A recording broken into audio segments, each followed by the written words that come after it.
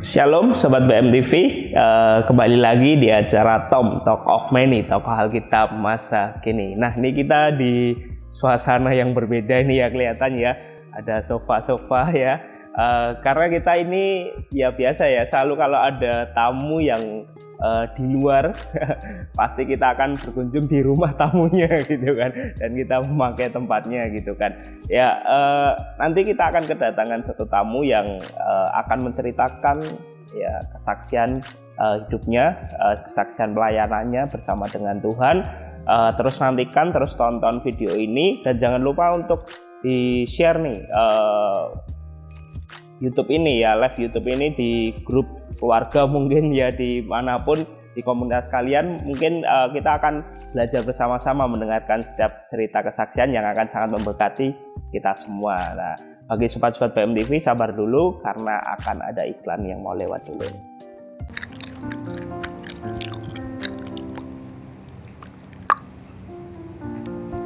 Kak, nyuwun permen karete. Bu, adek niki lho nyuwun permen karet terus.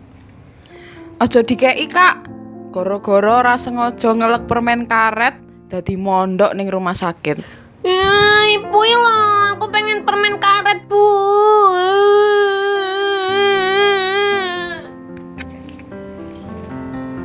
Bu, nek kowe dadi aku piye? Ya wegah, Bu. Aku sampeyan yo sampeyan. Durung rampung ling ngomong, Bu.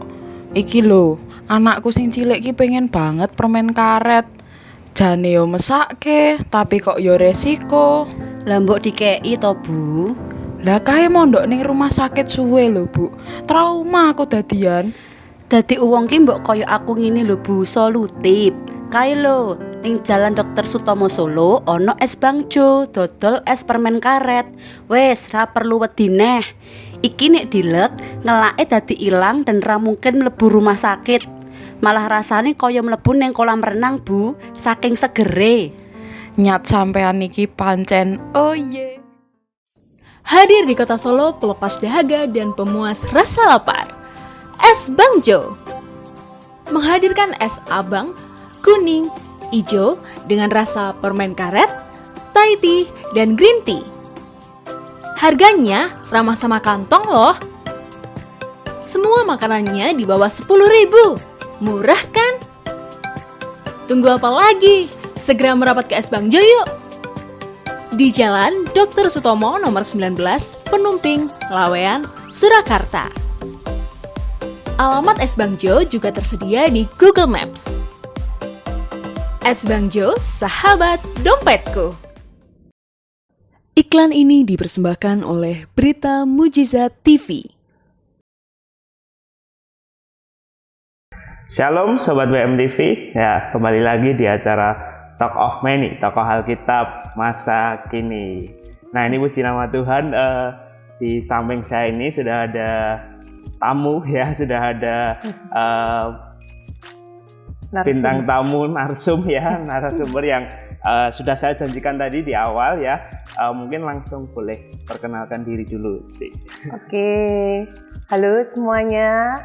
Perkenalkan, nama saya Diana. Lengkapnya Diana Suprayitno Gunawan. Dan ada nama suami. Oh, yeah. Nah, pekerjaan saya saat ini, saya memiliki usaha bersama dengan teman-teman saya. Kemudian asal saya dari Solo. Oh, yeah. Apalagi ya yang pelayanan Cik. Okay. Pelayanan sekarang nih apa nih? Kalau pelayanan saya saat ini pelayanan anak.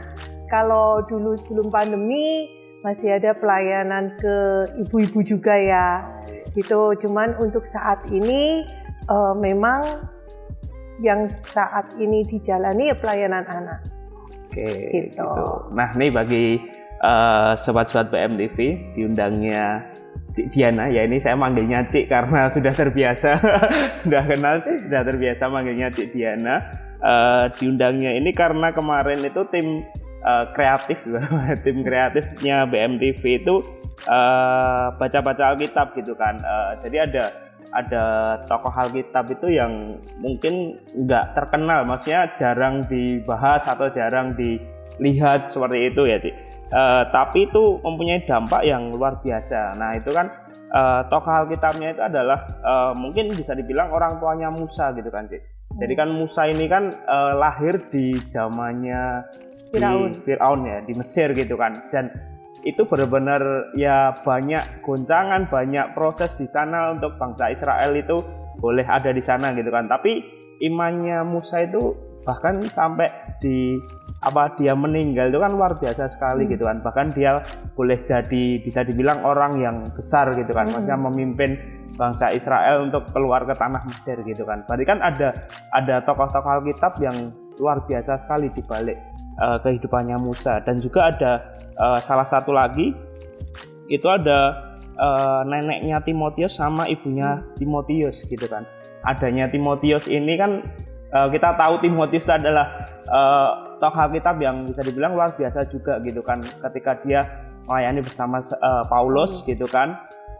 Tapi di balik adanya Timotius di waktu masa mudanya itu ada orang tuanya dan neneknya yang sangat mempunyai iman, support gitu kan, mempunyai iman yang luar biasa sekali. Berarti benar-benar ada tokoh-tokoh Alkitab tuh yang mungkin jarang dibahas, jarang diekspos gitu kan, jarang terlihat gitu kan, tapi mempunyai dampak yang sangat luar biasa gitu kan. Nah ini diundangnya Cik Diana ini juga ada kaitannya nih, karena Cik Diana ini pelayanan anak-anak juga di bagiannya Cik Diana gitu kan. Nah ini langsung pertanyaan nih Cik. Ya. Pelayanan apa sih yang Cik Diana kerjakan saat ini? Kan tadi udah pelayanan anak yes. gitu kan. Nah boleh diceritakan nggak sih Cik kenapa mau mengerjakan pelayanan anak gitu? Ya awalnya sih dulu jadi awalnya mungkin karena saya sendiri kan juga suka anak-anak gitu ya Jar. Yeah. Terus waktu itu di gereja itu ada sekolah minggu kan. Setelah selesai sekolah minggu itu saya kok kayak ngapain gitu, kok kayak biasanya di gereja ikut mama saya ibadah pagi, habis ibadah pagi lanjut sekolah minggu. Nah waktu sudah selesai sekolah minggu di gereja waktu itu ada wisuda gitu kan. Oh ada wisuda. Nah zaman saya sekolah minggu dulu ada wisuda. Jadi setelah selesai wisuda ya sudah betul-betul lulus dari sekolah minggu. Terus mau ngapain waktu itu bingung juga kan, kok kayaknya kayak nganggur atau gimana gitu. Terus karena saya juga suka anak-anak, waktu itu saya ingat bener itu hari Minggu setelah ibadah pagi. Saya coba datengin ketua sekolah minggunya. Oh gitu. Iya, sekarang waktu itu Pak Wawan namanya ya, nama Indonesianya, dia punya nama Chinese gitu. Nama Indonesianya Pak Wawan, waktu itu dia ketuanya, sekarang sudah nggak ada di gereja. Udah pindah keluar kota. Waktu itu saya coba datengin, saya tanya, saya mau join di sekolah minggu, boleh nggak gitu kan? Terus dia bilang, loh ya nggak apa-apa gitu. Nah sejak itu kemudian saya masuk dalam pelayanan anak gitu. Itu kira-kira usia berapa itu Cik? Usianya SMP antara kelas 1 atau 2 saya lupa. Tapi yang jelas saya masih SMP. Jadi dulu itu di sekolah minggu Solo Baru, dulu namanya masih GBIS ya, GBIS Solo Baru itu kita punya kelas per kelas gitu. Jadi kelas 1 SD sendiri, 2 SD, 3 sampai terakhir itu kelas 1 SMP. Namanya kelas perbekalan. Nah, di kelas perbekalan itu kami nggak lagi diajar seperti kelas-kelas yang lain. Tapi di kelas perbekalan itu kami dibekali, namanya aja perbekalan gitu ya. Kami dibekali, diajar tentang khotbah, dan waktu itu dalam tanda kutip ujian akhirnya, ujian akhir saya masih ingat banget. Ujian akhirnya itu kami disuruh bikin khotbah. Karena saya termasuk salah satu orang yang ada di GBIS Solo Baru sejak berdiri ya. Jadi masuk Sejak kelas bayi, sekolah minggu. sejak kecil itu. Kalau sejak bayi Enggak. enggak, karena Betani Solo Baru itu berdiri waktu saya SD kelas berapa ya? SD atau TK saya lupa, tapi enggak dari bayi. Dulu bayi di Kepunton. Sempat ibadah juga sekolah minggu di gereja Kepunton. Sempat ikut main drama juga waktu Natal sekolah minggu. Nah, setelah ada GBIS Solo Baru, saya dan mama saya, kakak saya pindah ke sana sekolah minggu, yaitu jadi per kelas saya ikutin gitu sampai akhirnya di kelas perbekalan. Nah, endingnya tadi yang saya bilang, dia semua dari kami itu harus bikin khotbah. Dan ya bikin khotbah, belajar bikin khotbah. Waktu itu saya ingat bener, saya khotbah tentang Samuel dipanggil Tuhan. Ingat banget. Masih ingat ya? Masih ingat karena itu pertama kali kan. Iya. Kenapa saya ingat? Karena waktu itu bukan cuman bikin khotbah, tapi kami diuji di depan guru-guru sekolah minggu. Jadi waktu itu sekolah minggu sudah selesai, kami dari kelas perbekalan itu semua diboyong berbondong-bondong ke ruang ibadah utama. Di situ sudah semua guru dari semua kelas sudah kumpul semua. Senior-senior juga ada di sana. Pokoknya semua guru kumpul. Nah, ada satu mimbar kecil di depan mereka. Nah, kami dipanggil satu persatu. Kami harus khotbah di depan mereka. Nah, itu pengalaman saya pertama kali belajar khotbah gitu ya. Saking grogi dan nggak mudeng, nggak bisa gitu. Ya udah saya cuma catat aja ceritanya Samuel gitu. Bukannya khotbah tapi cerita tentang Samuel. Nah, itu. Dan waktu itu saya ingat diambil juara loh. Waktu itu ada juaranya di kelas perbekalan. Nah, ketika kami di wisuda pakai toga itu, waktu itu kita benar-benar pakai toga, satu-satu dapat piagam begitu. Teman-teman yang juara 1, 2, 3 dia dapat hadiah gitu. Nah, saya nggak dapat karena saya tidak juara gitu ya. Kalah sama teman-teman ini. Akhirnya Mereka juara satu sih. mereka lebih jago-jago, lebih pintar-pintar seperti itu. Jadi itu awalnya ya, Ci? Awalnya. Jadi sekitar usia 12-13. Ya, sekitar 12-13. Udah mau ikut terjun ke pelayanan anak. Ya. Tadi udah berapa lama ini sampai sekarang, Ci? Kira-kira? Sekitar 20-an tahun lebih yang jelas. Saya juga baru sadar beberapa tahun lalu, sudah lama juga ternyata ya gitu. Karena memang mungkin kenapa saya akhirnya memilih pelayanan anak-anak waktu itu, karena dari kecil ketika dibawa mama ke gereja, saya sudah aktif ikut belajar pelayanan. Jadi dulu ada yang namanya KOR sekolah minggu. Nah, itu saya sudah ikut. Nah, jadi mungkin sudah terbiasa melayani Tuhan seperti itu. Jadi begitu lulus sekolah minggu, kayak orang bingung, kok kayak nggak ada kerjaan, mau ngapain ya gitu. Jadi ya luar biasa sekali lah ya. Ini bagi sobat-sobat BMTV ya, baru Cindiana baru cerita nih sedikit. Baru tahu ya, Jan.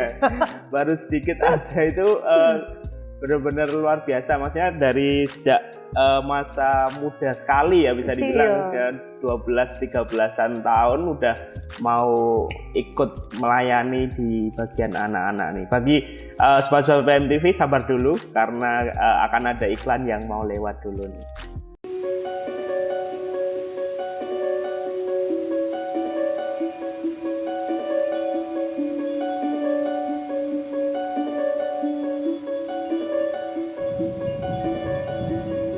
Dikejar deadline, tapi inspirasimu tidur. Ada yang seru nih buat kamu, Awakening Cafe.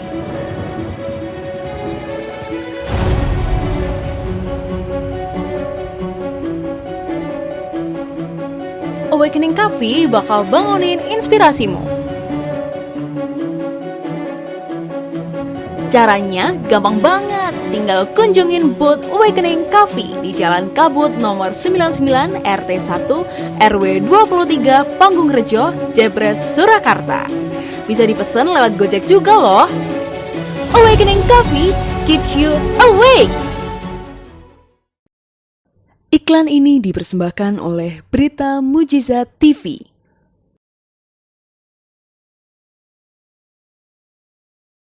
Shalom Sobat Shalom. BMTV, kembali lagi di acara Talk of Many, tokoh Alkitab masa kini. Nah tadi kan kita sudah dengar nih cerita dari Cik Diana, prosesnya awalnya itu seperti apa sih kok bisa terjun di pelayanan anak. Nah itu kan bahkan sampai di titik sekarang mungkin kan banyak proses yang Cik Diana ini boleh alami ya, boleh jalani bersama dengan Tuhan. Nah ini kira-kira itu prosesnya di usia berapa mungkin sampai benar-benar ngerti bahwa pelayanan anak itu bisa dibilang panggilannya Cik Diana?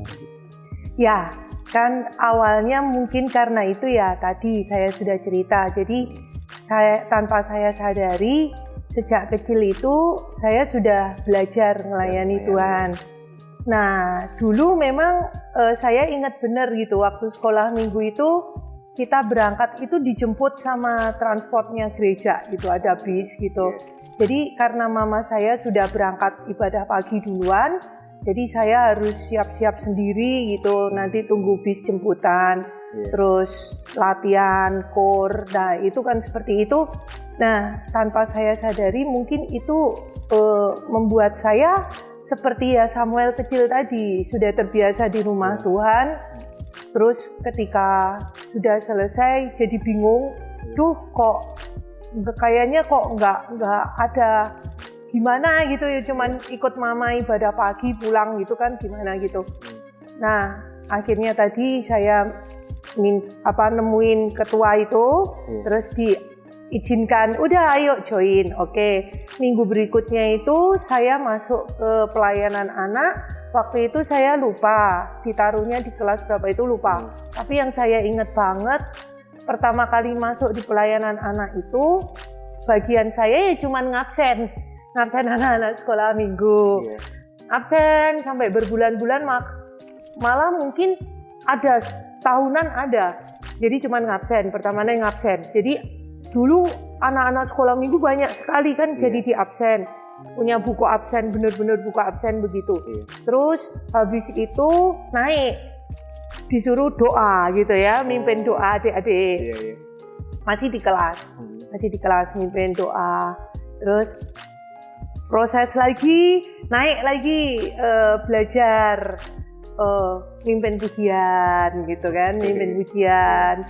Terus proses lagi sampai akhirnya naik belajar cerita ke adik-adik. Wah itu juga grogi juga kan, harus cerita gitu. Nah puji Tuhan karena saya juga dari kecil sudah ada di sekolah minggu. Terus waktu itu pun ada yang sedikit lucu Jar. Jadi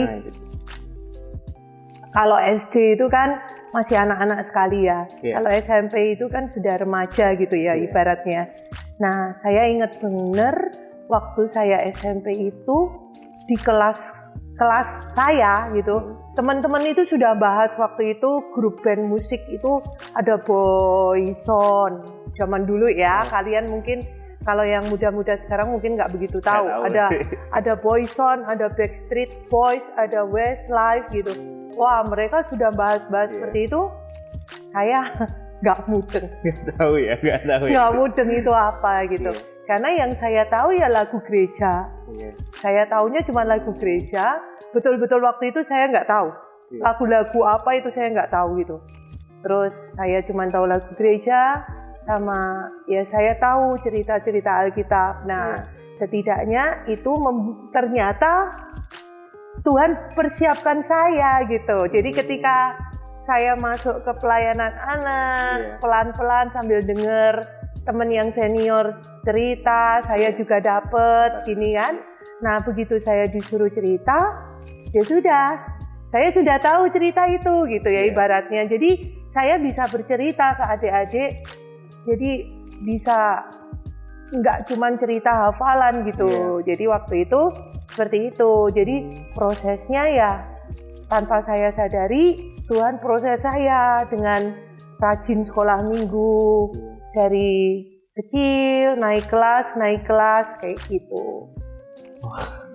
Jadi emang masnya nggak ada apa ya Cik, bisa dibilang nggak pernah nakal nih Cik. Ya, nakal itu waktu SMA ya ada lah ya. Oh, iya. Apa kayak karena gurunya saya ingat bener itu pelajaran akuntansi itu ya, sampai Iya. sekarang bikin saya nggak suka akuntansi gitu. Nggak suka. Karena gurunya itu kalau ngajar itu gini, kayak merem gitu. Oh, Jadi satu kelas itu sudah pada makan semua lah pada Iya. ini. Nah itu jadi ikut nakal. Maksudnya ya karena Iya. nggak paham yang guru omongin. Jadi begitu ulangan ya udah kertas temen itu bergilir jalan gitu. Nah jadi ya mungkin boleh dibilang ya itu ya Tuhan proses tanpa saya sadari, Tuhan proses dari kecil Dari itu kecil itu ya, Ci. gitu. Benar-benar udah bisa dibilang ya udah tertanam dari kecil ya. Di Masa- sekolah minggu, dari iya. sekolah minggu itu ya. Luar biasa Gitu. sekali. Jadi benar-benar sudah dari kecil sudah ditaburi banyak firman Iya, ya. Jadi ya memang tanpa disadari Iya, gitu tanpa kan, disadari. kita nggak tahu Iya. gitu. Yang penting ya kita taat aja, rajin, nggak bolos, gitu ternyata. Nah, Tuhan panggil di pelayanan Ya. anak ya. bertahun-tahun kemudian, nah barulah kita tahu maksud Tuhan gitu. Nah, nih ada pertanyaan selanjutnya nih, Cik. Cik Dian ini kan pekerja profesional nih kan, Masnya kan tadi bangun usaha ya, Cik. Ya, saya berusaha. Nah, bagaimana sih, Cik, cara bagi waktunya selama ini? Mungkin kan sama melayani gitu loh, Masnya untuk selama ini Cik Dian itu bagaimana, Masnya untuk membagi waktunya mungkin seperti itu? Nah, itu banyak seringkali boleh dibilang jadi kayak polemik juga ya. Dalam artian beberapa orang Kristen itu, khususnya yang sudah melayani Tuhan, itu dalam tanda kutip itu di pelayanan itu kelihatan bagus. Tapi ternyata di marketplace sering zong gitu ya Iya. ibaratnya. Nggak maksimal gitu ya, Cik. Bahkan saya punya keluarga itu, kebetulan kan keluarga saya juga keluarga wirausaha.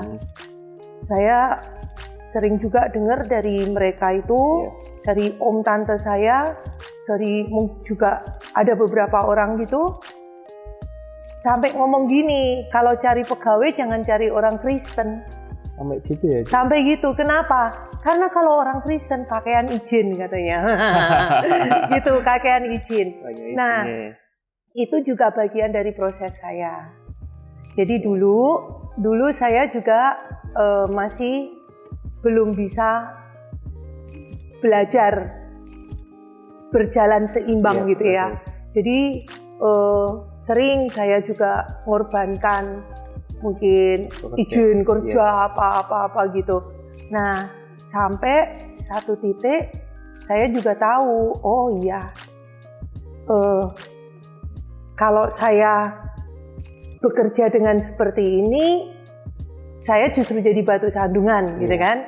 Saya nggak bisa berdampak ibaratnya begitu. Karena saya jadi ingat juga omongan orang-orang itu, jangan cari pegawai orang Kristen, kebanyakan izin, retreat izin, ada rapat di gereja izin, ada acara apa izin. Nah itu banyak sekali izinnya menurut orang-orang itu gitu. Jadi waktu itu saya juga, oh iya, paling tidak ya saya harus belajar supaya saya bisa balance. Karena pelayanan itu tidak bicara soal di gereja toh. Ketika kita bekerja itu ternyata kita juga melayani Tuhan gitu. Nah, jadi ya saya seiring berjalannya waktu ya saya coba belajar gimana caranya biar balance. Saya ada tanggung jawab juga di pelayanan gereja, pelayanan anak, tapi saya juga melayani Tuhan di pekerjaan gitu.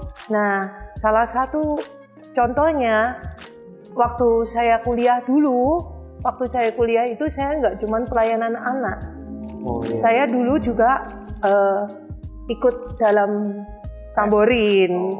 Saya juga jadi penari dulu di gereja gitu ya. Jadi itu salah satu yang bikin saya itu memilih tempat kuliah yang dekat sama Solo. Supaya tiap minggu itu saya bisa pulang, bisa pelayanan sekolah minggu dan juga bisa nari tamborin tadi. Nah, itu juga ada ceritanya itu perjalanan saya bersama dengan Tuhan gitu. Nah, terus waktu itu salah satu yang mau saya ceritain ujian. Hari Senin itu ujian di kampus, tapi saya tiap Jumat pulang gitu kan. Karena kebetulan waktu itu juga hari Minggunya saya dapat jadwal. Nah, Senin saya ujian gitu. Nah, apa yang saya lakukan gitu. Padahal waktu itu pagi ibadah, habis itu lanjut sekolah minggu, sorenya tugas gitu kan. Belajarnya itu pun mungkin nggak masuk atau apa gitu ya. Siang tidur gitu, capek. Padahal waktu itu hari Senin itu ujian kalkulus matematika itu apa ujian lain saya lupa, yang penting ujian.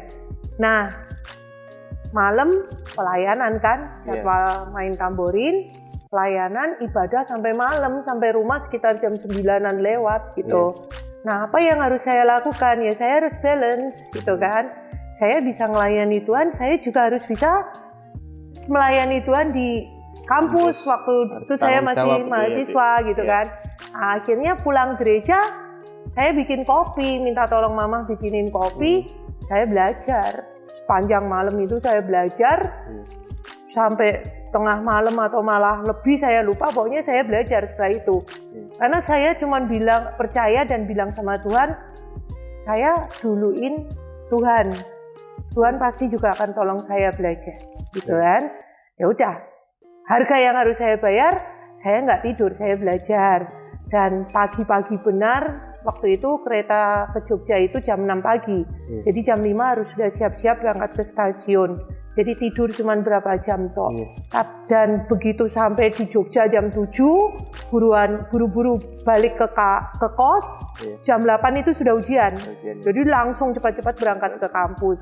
Dan tidak ada waktu lagi toh. Ya udah, tapi sampai di kampus ya itu tadi kembali berdoanya. Tuhan tolonglah, pokoknya Tuhan tolong, karena saya juga tidak mikir yang apa-apa dan saya juga udah belajar. Gitu kan. Nah, saya juga belajar, bukannya nggak belajar loh ya. Gitu. Dan akhirnya ujian lah, dan puji Tuhan berhasil, nilainya pun nggak mengecewakan. Bagus gitu ya. Itu salah satu. Terus ketika bekerja gitu ya, ya capek gitu. Kayak kemarin kan ini ikut pelayanan gebrak juga sama teman-teman gitu. Nah, kami kan, saya dan teman-teman yang ada di Betani itu kan ambil hari Rabu gitu. Setiap hari Rabu. Nah, beberapa waktu yang lalu tanpa diduga Rabu pagi itu saya harus ke Jogja karena ada kunjungan kerja. Nah, saya nyetir sendiri sampai ke Jogja, PP gitu. Karena 1-2 hal, ternyata pulangnya molor. Molor kan. Terus ya capek gitu. Harusnya maghrib atau sebelum maghrib itu sudah sampai Solo, itu lewat gitu, melewat maghrib malah sudah jam 7-an atau jam berapa gitu. Nah, tapi kan saya sudah komit nih di gebrak itu gitu. Jadi ya sudah, badan capek dan sebagainya sampai Solo ya udah lanjut gitu. Ya, jadi ya itulah.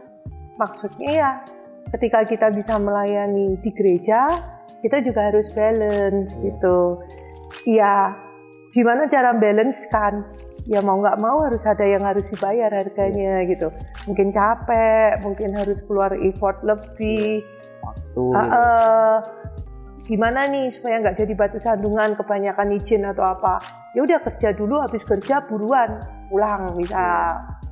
Biasanya sampai rumah bisa ini itu dulu, sekarang harus langsung gitu misal. Ya itu tadi, tetap harus ada yang harus dibayar supaya bisa balance tadi. Nah, ini ya luar biasa sekali ya bagi Sobat BMM TV bisa belajar nih dari ceritanya Cik Diana ini. Walaupun bekerja profesional tapi juga melayani, semua harus berjalan semuanya, dan nggak ada yang harus ditinggalkan, maksudnya nggak ada yang harus dirugikan gitu kan.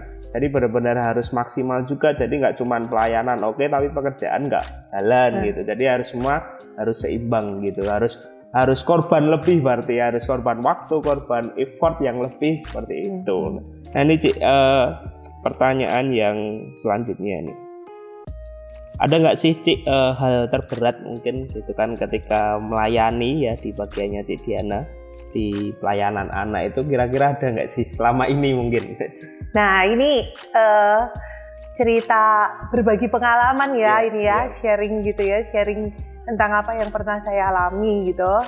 Apa yang terberat gitu? Yang terberat sebetulnya mengalahkan kedagingan sendiri, mengalahkan ini loh ego, mengalahkan perasaan sendiri gitu ya. Jadi waktu itu saya pernah mengalami satu titik di mana mungkin ini teman-teman juga ada yang pernah ngalami ya gitu. Salah gak kalau saya bilang ini perasaan gitu? Namanya perasaan itu sebetulnya kita nggak bisa disalahkan. Perasaannya tidak salah, tapi respon kita yaitu yang menentukan kan. Nah, waktu itu perasaan saya itu mengatakan, kok saya jadi diginikan ya gitu. Dalam artian waktu itu ada satu kali tiba-tiba itu saya jadi di lingkungan pelayanan anak waktu itu, ibaratnya ada kamu nggak ada kamu udah, jadi kayak berasa kayak nggak dianggap gitu ya. Tuh. Padahal sebelumnya tidak begitu gitu kan. Tapi kok tiba-tiba ada satu titik seperti itu gitu.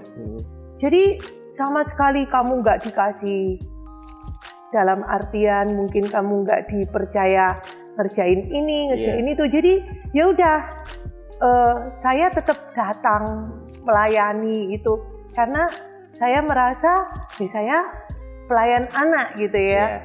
Tapi kayak nggak dianggap tadi gitu kan, berasa, tetap berasa. Nah tadi kan kembali ke perasaan. Nah itu berlangsung nggak cuma 1-2 minggu, cukup lama. Sampai akhirnya ada satu titik gitu, saya sudah mau nyerah gitu. Saya mau tinggalin, saya sudah bilang sama Tuhan, udahlah tak lepas semua gitu. Bukan salah Tuhan, tapi bisa dibilang besi menajamkan besi, manusia menajamkan sesamanya. Waktu itu saya diproses Tuhan. Nah perasaan saya memang merasa terluka gitu. Sampai akhirnya saya benar-benar udahlah nyerah tadi. Tapi puji Tuhannya waktu itu saya berdoa. Saya doa dulu sama Tuhan. Waktu saya doa, ini pengalaman pribadi saya ya, benar-benar saya alami ini gitu. Waktu saya berdoa, tiba-tiba itu kayak ada gambar berjalan gitu. Kayak ada gambar berjalan. Gambar tentang apa? Tentang Petrus berjalan di atas air. Jadi benar-benar kayak ada gambar slide sekolah minggu berjalan, Petrus jalan di atas air, dan ketika dia meleng gitu ya, dia lihat kiri kanan, dia merasa ombak datang kan dia jatuh. Nah waktu itu Tuhan cuma ingetin saya ketika saya doa itu, Tuhan bilang, kalau kamu lihat kiri kanan, dengar kiri kanan, jatuh. Tanggung jawabmu itu sama aku, kata Tuhan. Betul-betul waktu itu saya ngalami itu ketika saya doa, saya nangis sejadi-jadinya ketika Tuhan Yesus bilang itu, tanggung jawabmu itu sama aku, bukan sama manusia. Betul-betul. Loh, setelah itu saya baca Alkitab, saya kok kayak baru pertama kali itu baca ayat ini. Di Roma 12 ayat 14 atau kebalik ya, saya lupa, tapi saya ingat kalimatnya. Kalimatnya itu berbunyi gini, demikianlah juga tiap-tiap orang akan mempertanggungjawabkan dirinya masing-masing di hadapan Tuhan. Kaget saya, kaget bener. Kok tadi dapat slide berjalan tentang Petrus, kalau nggak fokus sama Tuhan jatuh. Sekarang buka Alkitab baca kok ayatnya Tuhan bilang semua akan tanggung jawab sama aku. Wah, ya udah. Itu saya itu waktu itu saya nangis jadi-jadinya di kamar saya. Akhirnya saya bilang, ya udahlah Tuhan, pikul salib, oh udahlah, mau diapain perasaanku, mau diapain, udah aku pokoknya lihat Tuhan. Karena ternyata yaitu bukan perasaannya yang salah, respon kita. Dan iblis menggunakan kesempatan itu untuk menjatuhkan kita. Jadi ketika kita buka celah dari perasaan itu, iblis jatuhin kamu, ya udah, gitu kan? Tapi ketika respon kita benar, kita mengalahkan iblis, ibaratnya gitu. Hari itu saya betul-betul nangkep sendiri itu, dan akhirnya saya putuskan ya sudah, saya pegang. Sampai hari ini pun, maaf kata, kalau harus di manusia menajamkan sesamanya pun, saya cuma belajar, ya udah, karena saya ingat bertahun-tahun yang lalu ketika saya berdoa mau menyerah, Tuhan bilang tanggung jawabmu sama aku, bukan sama manusia. Tuh, ya, waktu itu pun Tuhan menguatkan lagi. Ketika lagi ibadah, tanpa disengaja, tanpa saya duga, setelah saya tugas, waktu itu saya tugas di ibadah umum, selesai ibadah itu saya dipanggil sama salah satu pendoa di gereja, pendoa senior. Saya pikir, waduh, kenapa ini? Apa saya salah gitu ya? Terus saya dipanggil, si ibu ini cuma bilang gini, gak usah takut, Tuhan tahu apa yang kamu alami, Tuhan tahu persis seperti apa. Kamu gak usah takut, bagianmu setia sama Tuhan ya, urusan yang lain Tuhan yang bela. Wah, langsung kayak jelok saya. Saya nggak pernah curhat sama ibu pendoa itu. Saya nggak pernah menyampaikan perasaan saya kok begini, kok ini. Saya nggak pernah. Tapi Tuhan tahu. Benar-benar. Nah, dari situ ya udah. Itu yang mengingatkan saya. Jadi hal apa yang paling berat ketika melayani gitu? Hal yang paling berat ya ini, ngalahin kedagingan ini. Karena sampai sekarang pun ya firman Tuhan namanya kita mau diasah ibaratnya ya. Jadi ya besi menajamkan besi, manusia menajamkan itu, ya itu sudah pasti. Gitu. Jadi yang paling berat kalau menurut saya, begitu salah respon, sudah selesai. Hilang nih kasih karunia Tuhan mungkin. Iya. Jadi benar-benar dari ceritanya Cik Diana ini mengingatkan kita ya, bagaimana kita itu selalu diproses sama Tuhan gitu kan. Selalu akan ada proses-proses yang membuat kita akan semakin next level gitu ya Cik. Tapi harus selalu diresponi dengan baik. Iya. Kalau saya kan mungkin Tuhan proses salah satunya perasaan saya gitu ya. Perempuan kan seringkali membenarkan diri perempuan itu baperan dan sebagainya gitu ya. Nah, tapi saya pun juga belajar nggak boleh seperti itu kan. Ya yang penting tadi kuncinya respon kita.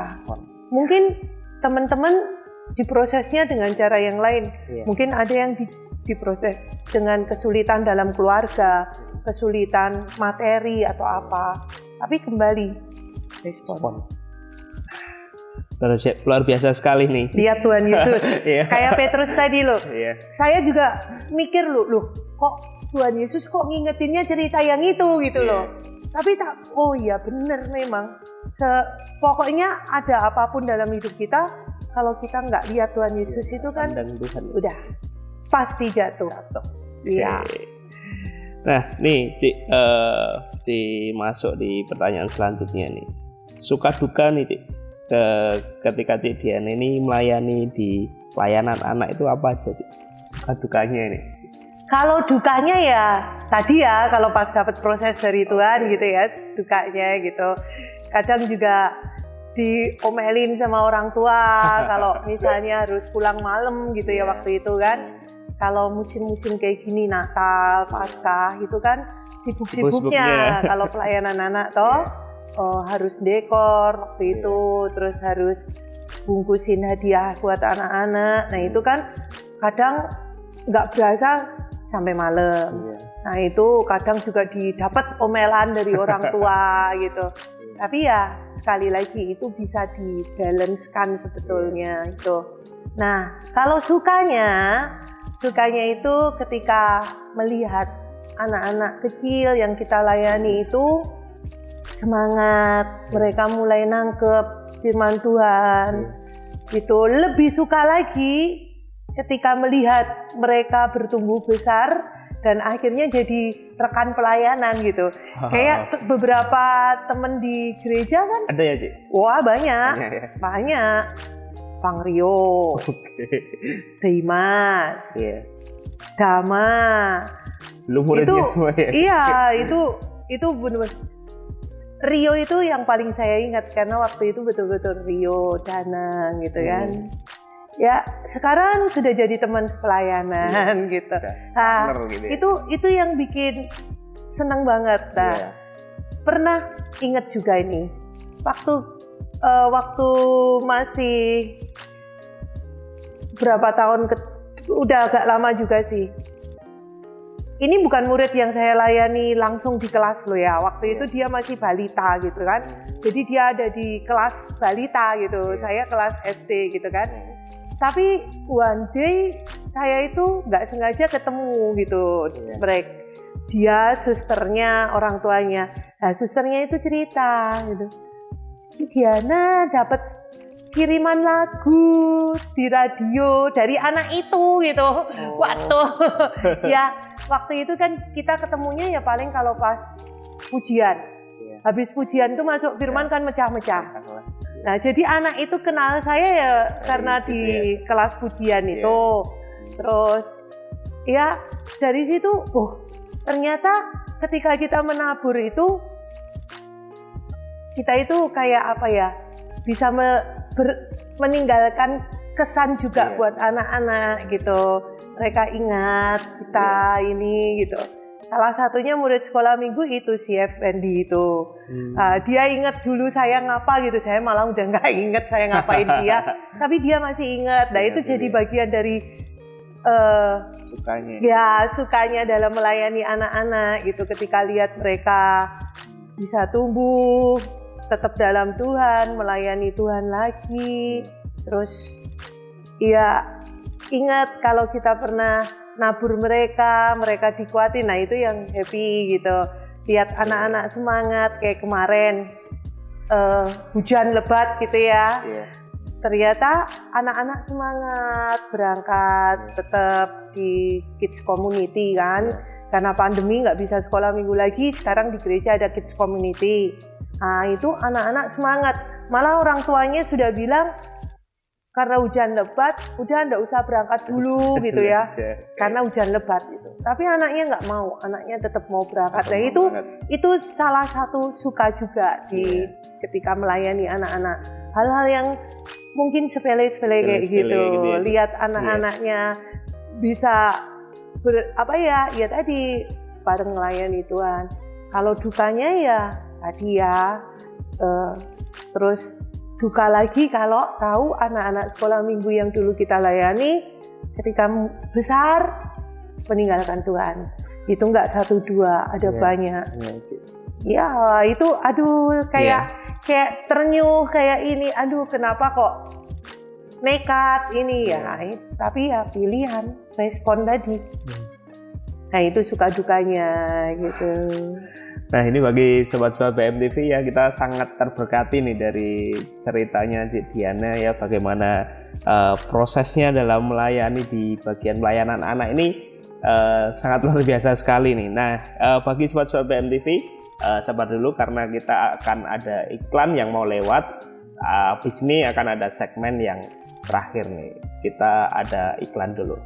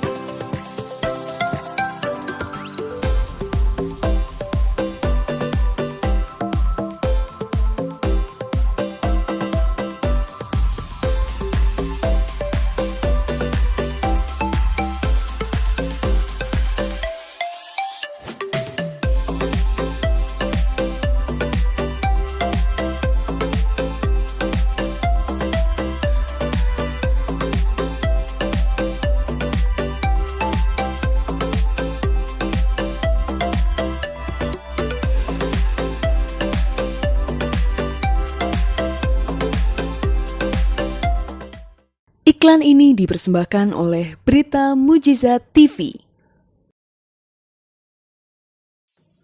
Do and don't dalam mengenakan masker.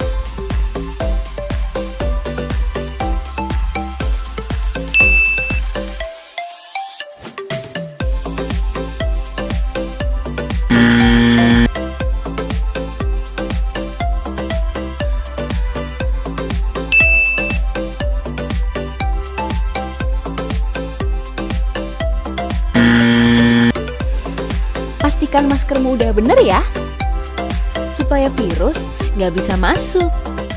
Iklan ini dipersembahkan oleh Berita Mujizat TV.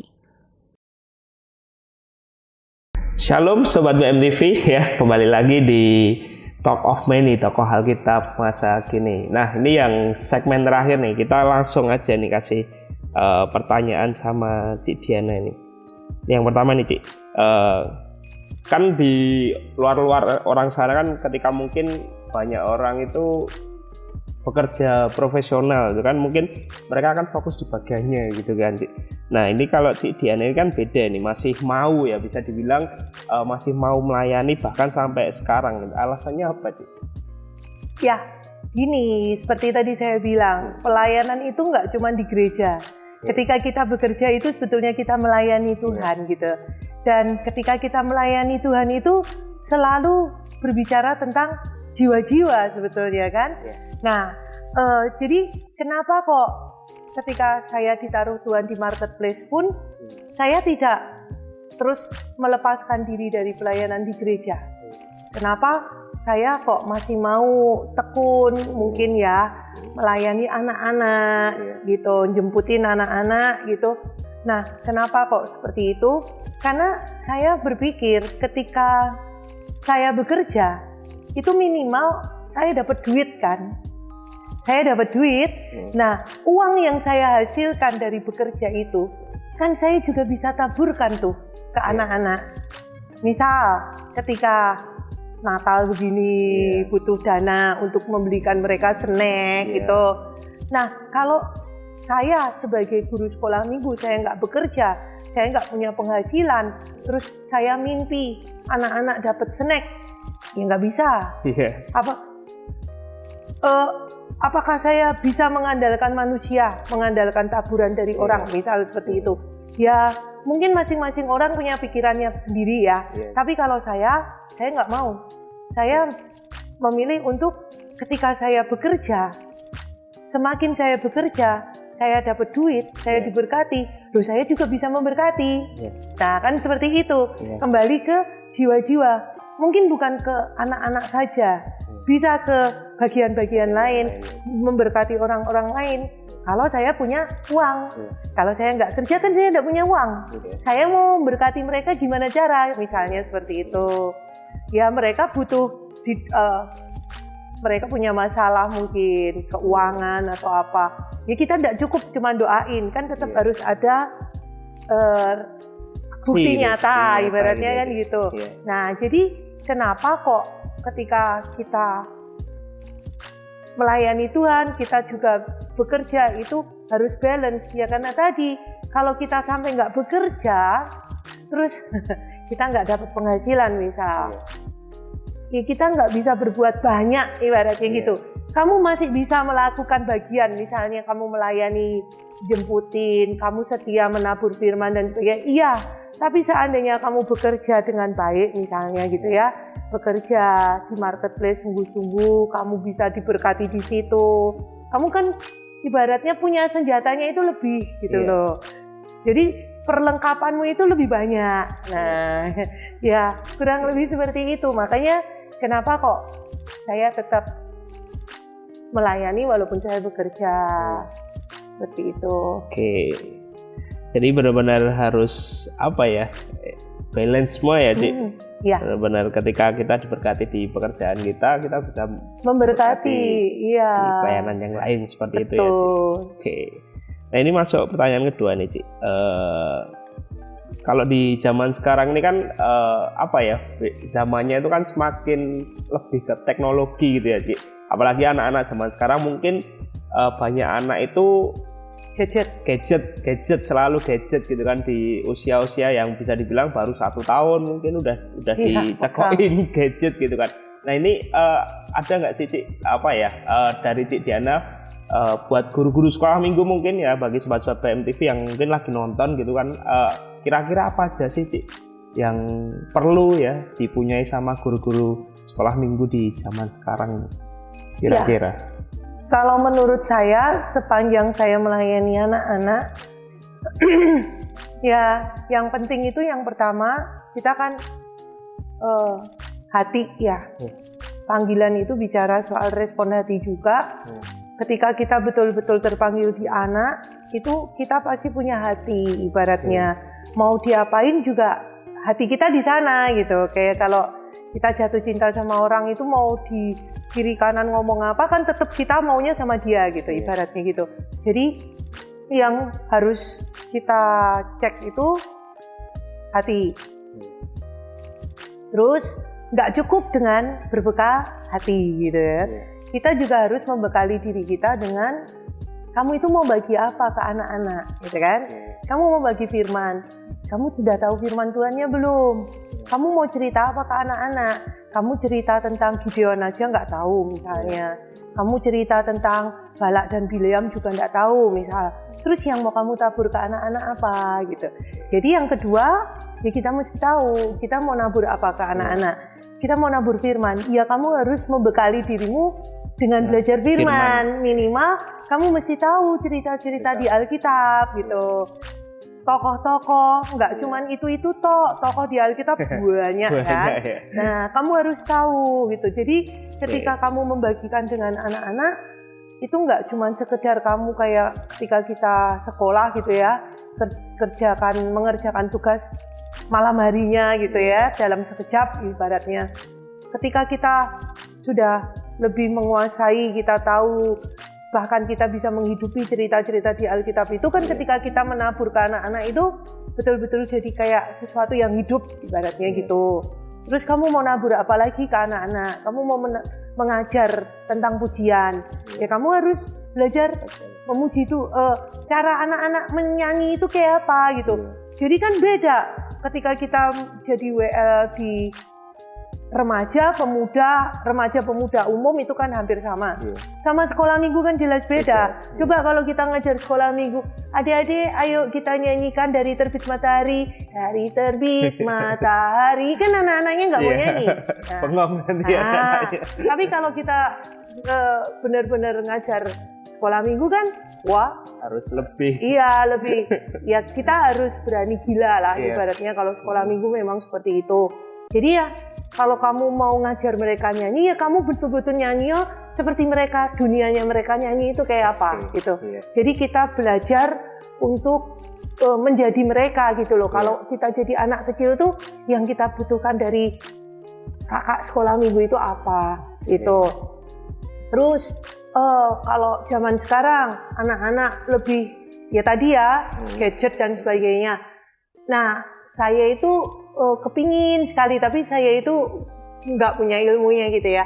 Animasi Alkitab seperti Superbook, itu sangat memberkati kan. Nah jadi ya siapa tahu nanti buat teman-teman yang nonton, teman-teman yang bisa programming atau gambar atau apa, bisa bikin kartun, bisa bikin komik gitu kan, tentang cerita-cerita Alkitab, supaya ya udah anak-anaknya diperlihatkan itu aja. Kayak gini contoh, saya jadi ingat, kan kita semua tahu ruang guru ya. Ruang guru ya. Saya pernah lihat itu di TV, ruang guru itu mereka kan mengajari matematika, mengajari apa itu pakai kartun. Jadi waktu itu belajar menghitung apa gitu, jadi mereka bikin semacam animasi kartun-kartun begitu. Iya. Jadi anak belajar itu nggak boring. Menyenangkan. Nah, mereka justru penasaran pengen Iya. ngegame, ibaratnya kan Iya. gitu. Ngegame padahal dengan ngegame itu mereka sebetulnya belajar. Nah, bagaimana kalau pelayan-pelayan anak masa kini yang mungkin lebih pandai-pandai itu kita bikin juga tuh Iya. semacam game Alkitab. Jadi misal bikin game perjalanan bangsa Israel keluar dari Mesir berseri ya, itu kan bisa bikin banyak tuh misal. Iya. Oh, siapa tahu dapat duit loh. Jadi ide nih buat teman-teman di BMTV. Bener. Nah, Iya. Jadi ya kita nggak bisa mengalahkan teknologi, bukan mengalahkan, maksudnya menghentikan teknologi nggak mungkin. Nggak bisa. Tapi kan kita bisa punya kreativitas untuk bagaimana supaya tidak termakan dengan teknologi yang salah gitu. Cobalah kita anak-anak Tuhan bikin kreasi. Iya. Harus upgrade diri. Iya, Ya. noh Superbook itu sangat memberkati loh. Anak-anak itu begitu lihat Superbook, mereka paling enggak minimal mereka tahu, oh ada tokoh yang namanya ini. Nah, tapi kan kita tidak cukup dengan satu Superbook toh. Dunia ini besar ibaratnya gitu. Indonesia aja banyak. Nah, mungkin bisa kita bikin apa gitu ya. Ya, jadi itulah. Jadi kalau ke pelayanan anak, kalau dari saya itu pertama sikap hati, kedua bekali diri kita.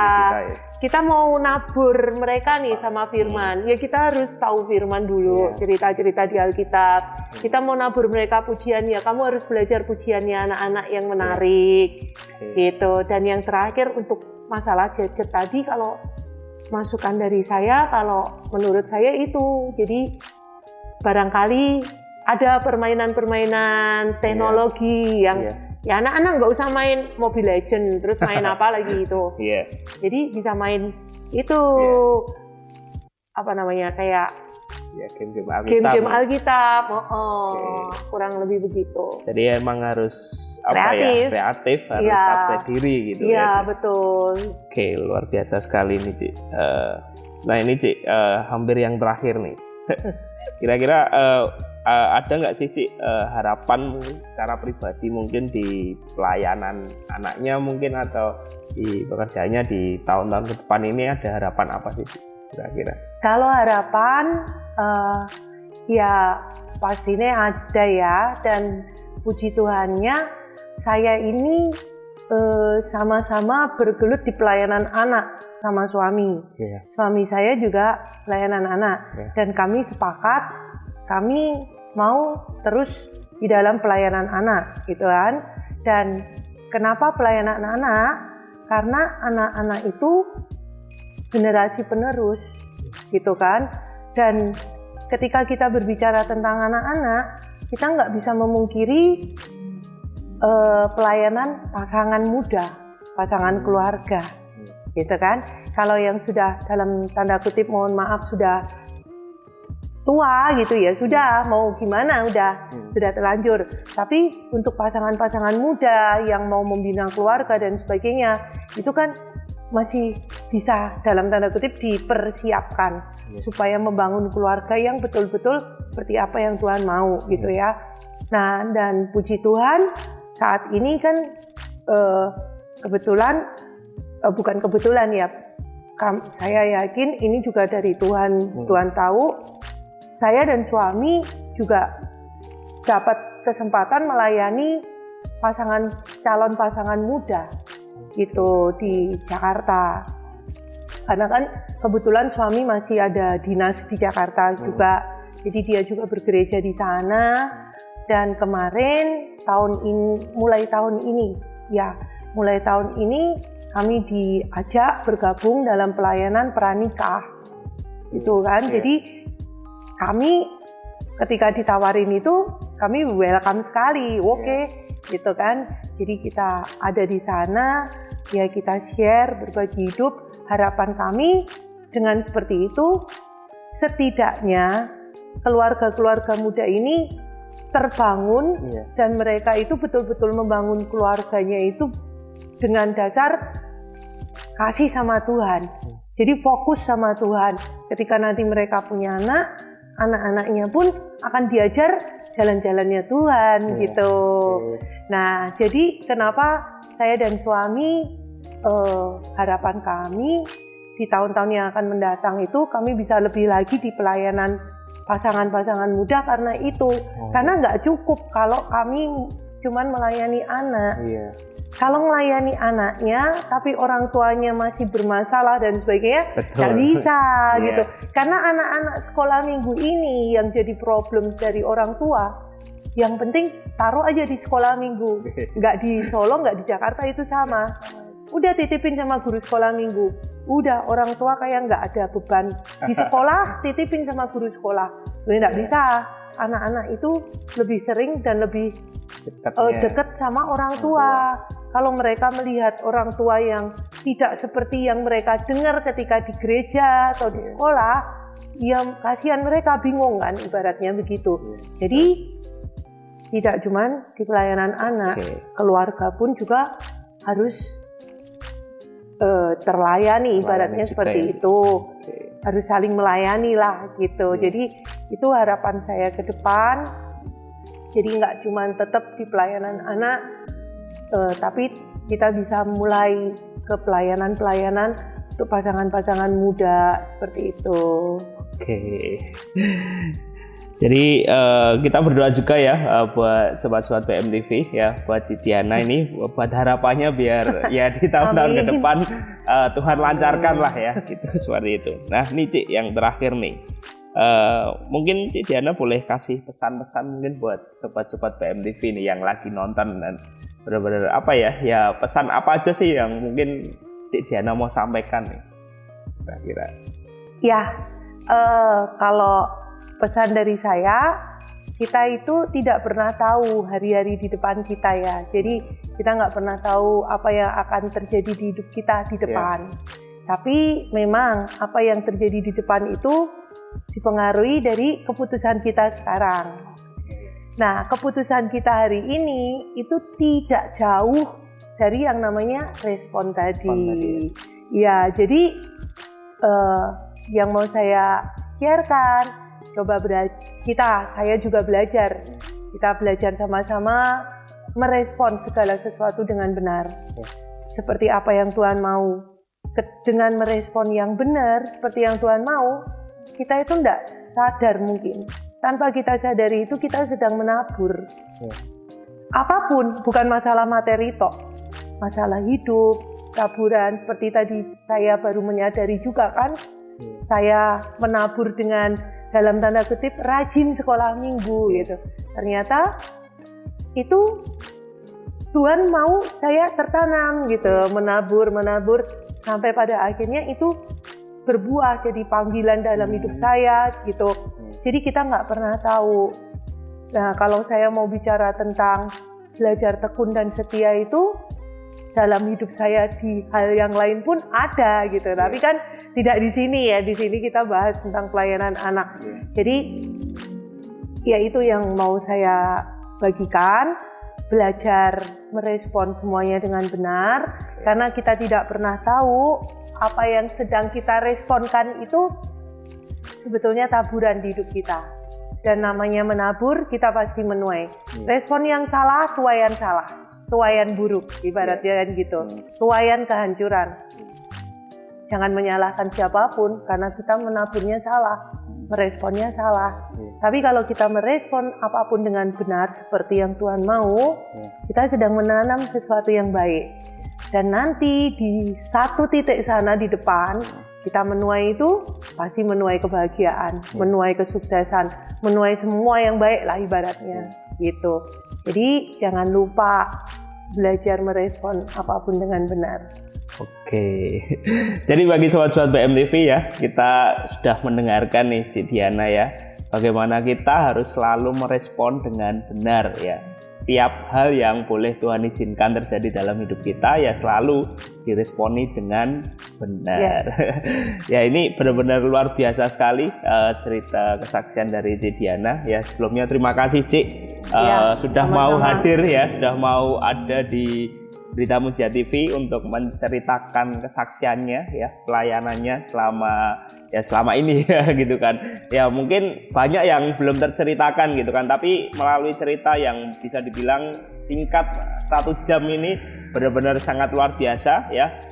Kita semua berdoa juga untuk Cik Diana ya, biar pelayanannya selalu diberkati Tuhan ya, selalu diberikan jalan sama Tuhan. Nah ini Amin. terima kasih sekali Cik. Oh iya, satu lagi tadi lupa. Apa Cik? Selain respon, jangan lupa seperti yang Tuhan ingetin ke saya, pandang saja Tuhan. Pandang Tuhan. Ya? Pandang Tuhan terus. Kalau enggak, benar, nggak mungkin bisa merespon dengan baik kalau nggak pandang Tuhan. Gitu. Oke, jadi jangan lupa untuk terus pandang Tuhan ya. Yes. Apapun betul. proses yang boleh kita alami, terus pandang Tuhan. Ya, Tuhan saja. Tuhan saja. Oke, terima kasih Cik Diana buat waktunya. Sama-sama. Sangat terberkati ini ya. Bagi sobat-sobat PMTV, jangan lupa untuk terus dukung channel kita ya, dengan cara like, comment, subscribe, dan klik tombol loncengnya biar mendapatkan notifikasi terbaru, video-video terbaru dari Berita Mujizat TV. Sekali lagi terima kasih buat sobat-sobat PMTV yang sudah mau menonton ya, sudah memberikan waktunya untuk menonton video ini. Terima kasih, dan kami ya, Fajar dan Cik Diana pamit. Terima kasih, Tuhan Yesus Tuhan Yesus memberkati. God bless. Berita Mujizat TV.